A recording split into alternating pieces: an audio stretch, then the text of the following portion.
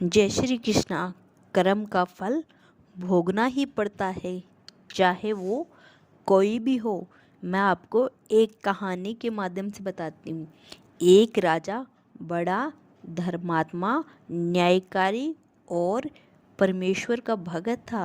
उसने ठाकुर जी का मंदिर बनवाया और एक ब्राह्मण को उसका पुजारी नियुक्त किया। वह ब्राह्मण बड़ा सदाचारी, धर्मात्मा और संतोषी था। वह राजा से कभी कोई याचना नहीं करता था। राजा भी उसके स्वभाव पर बहुत पसंद था। उससे राजा के मंदिर में पूजा करते हुए 20 वर्ष गुजर गए। उसने कभी भी राजा से किसी प्रकार का कोई प्रश्न नहीं किया। राजा के यहाँ एक लड़का पैदा हुआ। राजा ने उसे पढ़ा लिखा कर विद्वान बनाया और बड़ा होने पर उसकी शादी एक सुंदर राजकन्या के साथ कर दी। शादी करके जिस दिन राजकन्या को अपने महल में लाया, उस रात्रि में राजकुमारी को नींद न आई। वह इधर उधर घूमने लगी। जब अपने पति के पलंग के पास आई तो क्या देखती है कि एक हीरे की जवाहरात जड़ी मूठ वाली एक तलवार पड़ी है। जब उस राजकन्या ने देखने के लिए वह तलवार म्यान में से निकाली, तभी तिरछ धार वाली और बिजली के समान प्रकाश वाली तलवार देखकर वह डर गई और डर के मारे उसके हाथ से तलवार गिर पड़ी और राजकुमार की गर्दन पर जा लगी। राजकुमार का सर कट गया और वह मर गया। राजकन्या पति के मरने का बहुत शोक करने लगी। उसे परमेश्वर से प्रार्थना की कि हे प्रभु, मुझसे अचानक यह पाप कैसे हो गया। पति की मृत्यु मेरे ही हाथों हो गई। आप तो जानते ही हैं, परंतु सभा में ये सत्य न कहूँगी, क्योंकि इससे मेरे माता पिता और सास ससुर को कलंक लगेगा तथा इस बात पर कोई विश्वास भी न करेगा। प्रातःकाल जब पुजारी कुएं पर स्नान करने आया तो राजकन्या ने उसको देखकर विलाप करना शुरू किया और इस प्रकार कहने लगी, मेरे पति को कोई मार गया। लोग इकट्ठे हो गए।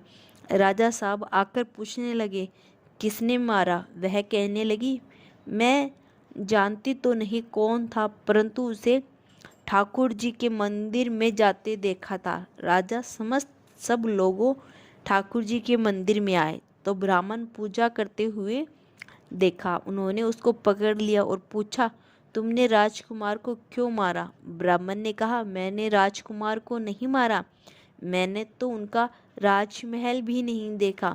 इसमें ईश्वरी साक्षी है। बिना देखे किसी पर अपराध का दोष लगाना ठीक नहीं।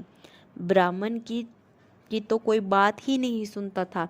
कोई कुछ कहता था तो कोई कुछ। राजा के दिल में बार बार विचार आता कि यह ब्राह्मण निर्दोष है, परंतु बहुमतों के कहने पर राजा ने ब्राह्मण से कहा, मैं तुम्हें प्राण दंड तो नहीं देता, लेकिन जिस हाथ से तुमने मेरे पुत्र को तलवार से मारा है, तेरा वह हाथ काटने का आदेश देता हूँ। ऐसा कहकर राजा ने उसका हाथ कटवा दिया। उस पर ब्राह्मण बड़ा दुखी हुआ और राजा को अधर्मी जानकर उस देश को छोड़कर विदेश में चला गया। वहाँ वह खोज करने लगा कि कोई विद्वान ज्योतिष से मिले तो बिना किसी अपराधी हाथ कटने का कारण उससे पूछे। किसी ने उससे बताया कि काशी में एक विद्वान ज्योतिषी रहते हैं। तब वह उनके घर पर पहुंचा। ज्योतिष से वहीं बाहर गए हुए थे। उसने उनकी धर्मपत्नी से पूछा, माताजी, आपके पति ज्योतिषी महाराज कहाँ गए हैं? तब उस स्त्री ने अपने मुख से अयोग्य असहाय दुर्वचन कहे, जिनको सुनकर वह ब्राह्मण हैरान हुआ और मन ही मन कहने लगा कि मैं तो अपना हाथ कटवाने का कारण पूछने आया था, परंतु अब इनका हाल ही पहले पूछूंगा। इतने में ज्योतिषी आ गए। घर में प्रवेश करते ही ब्राह्मणी ने अनेक दुर्वचन कहकर उनका तिरस्कार किया, परंतु ज्योतिषी चुप ही रहे और उनकी स्त्री को कुछ नहीं कहा। तत्पर वे अपनी गद्दी पर आ बैठे। ब्राह्मण को देखकर ज्योतिषी ने उनसे कहा, कहिए ब्राह्मण देवता, कैसे आना हुआ? आया तो था अपने बारे में पूछने के लिए, परंतु पहले आप अपना हाल बताइए कि आपकी पत्नी अपनी जुबान से इतना इतना तिरस्कार क्यों करती है, जो किसी से भी नहीं साज जाता और आप सहन कर लेते हैं। इसका कारण क्या है? तब यह मेरी स्त्री नहीं, मेरा कर्म है। दुनिया में जिसको भी देखते हो, अर्थात भाई, पुरुष, प्रिय, शिष्य, पिता, गुरु संबंधी जो कुछ भी है, सब अपना कर्म ही है। यह स्त्री नहीं है, मेरा किया हुआ कर्म ही है, और ये भोगे बिना कटेगा नहीं। अवश्य मैं भोगवे कर्त क्रम शुभाम शुभम ना भिक्षुम शीण्यतम करम कल्प कोटि सस्ते रपिम। अपना किया हुआ जो भी कुछ शुभ अशुभ कर्म है वह अवश्य ही भोगना पड़ता है। बिना भोगे तो सैकड़ों करोड़ों कल्पों के गुजरने पर भी कर्म नहीं टल सकता। इसीलिए मैं अपने कर्म खुशी से भोग रहा हूँ और अपनी स्त्री की ताड़ना भी नहीं करता, ताकि आगे इस कर्म का फल भोगना न पड़े। महाराज, आपने क्या कर्म किया था? सुनिए, पूर्व जन्म में मैं कौवा था और मेरी स्त्री गधी थी। उसकी पीठ पर फोड़ा था। फोड़े की पीठ से यह बड़ी दुखी थी और कमजोर भी हो गई थी।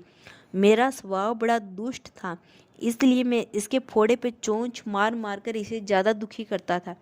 जब दर्द के कारण यह कूदती तो इसकी हालत देखकर मैं खुश होता। मेरे डर के कारण यह सहसा बाहर नहीं निकलती थी, किंतु मैं इसको ढूंढता फिरता था। यह जहाँ मिले वहीं उसे दुखी करता था। आखिर मेरे द्वारा बहुत सताए जाने पर यह अस्त होकर यह गांव से 10-12 मील दूर जंगल में चली गई। वहाँ गंगा जी के किनारे वन में हरा भरा घास खाकर और मेरी चोटों से बचने सुखपूर्वक रहने लगी। लेकिन मैं इसके बिना नहीं रह सकता था। इसको ढूंढते ढूंढते मैं उसी वन में जा पहुंचा और वहां उसे देखते ही उसकी पीठ पर जोर जोर से चांच मारी तो मेरी चोंच इसकी हड्डी में चुभ गई। इस पर इसने अनेक प्रयास किए, फिर भी चोंच न छूटी। मैंने भी चोंच निकालने का बड़ा प्रयत्न किया, मगर न निकली। पानी के भय से ही यह दुष्ट मुझे छोड़ेगा, ऐसा सोचकर यह गंगा जी में प्रवेश कर गई, परंतु वहाँ भी मैं अपनी चोंच न निकाल पाया। आखिर यह बड़े भाव में प्रवेश कर गई। गंगा का प्रभाव तेज बहाव होने के कारण हम दोनों बह गए और बीच में ही मर गए। तब गंगा जी के प्रभाव से यह तो ब्राह्मणी बनी और मैं बड़ा भारी ज्योति से बना। अब वही मेरी स्त्री हुई जो मेरे मरण प्रयत्न अपने मुख से गाली निकालकर मुझे दुख देगी, और मैं भी अपने पूर्व कर्मों का फल समझकर सहन करता रहूँगा। इसका दोष नहीं मानूंगा, क्योंकि यह किए हुए कर्मों का फल है। इसीलिए मैं शांत रहता हूँ। अब अपना प्रश्न पूछो। ब्राह्मण ने अपना सब समाचार सुनाया और पूछा, अधर्मी पापी राजा ने मुझे अपराध हाथ क्यों कटवाया? ज्योतिष्य, राजा ने अपना हाथ नहीं कटवाया, आपके कर्म ने ही आपका हाथ कटवाया है। किस प्रकार? पूर्व जन्म में आप एक तपस्वी थे और राजकन्या गो थी तथा राजकुमार कसाई था। वह कसाई जब गो को मारने लगा तब बेचारी जान बचाकर आपके सामने से जंगल में भाग गई। पीछे से कसाई आया और आपसे पूछा, इधर कोई गाय तो नहीं गया ना?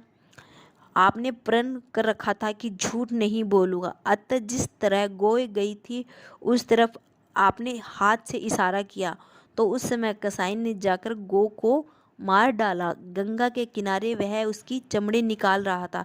इतने में ही उस जंगल में शेर आया और गो वह कसाई दोनों को खाकर गंगा जी के किनारे ही उनकी हड्डियां उसमें बह गई।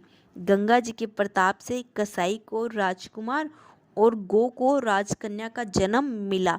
वह पूर्व जन्म में किए हुए उस कर्म ने एक रात्रि के लिए उन दोनों को इकट्ठा किया, क्योंकि कसाई ने गो को हंसिए से मारा था। इसी कारण राजा के हाथों अन्यायी ही तलवार गिरने से राजकुमार का सर कट गया और वह मर गया। इसी तरह अपना फल देखकर कर्म निवृत्त हो गया। तुमने जो हाथ का इशारा रूप कर्म किया था, उस पाप कर्म ने तुम्हारा हाथ कटवा दिया। इससे तुम्हारा ही दोष है, किसी अन्य का नहीं। ऐसा निश्चय कर सुरख रहिए।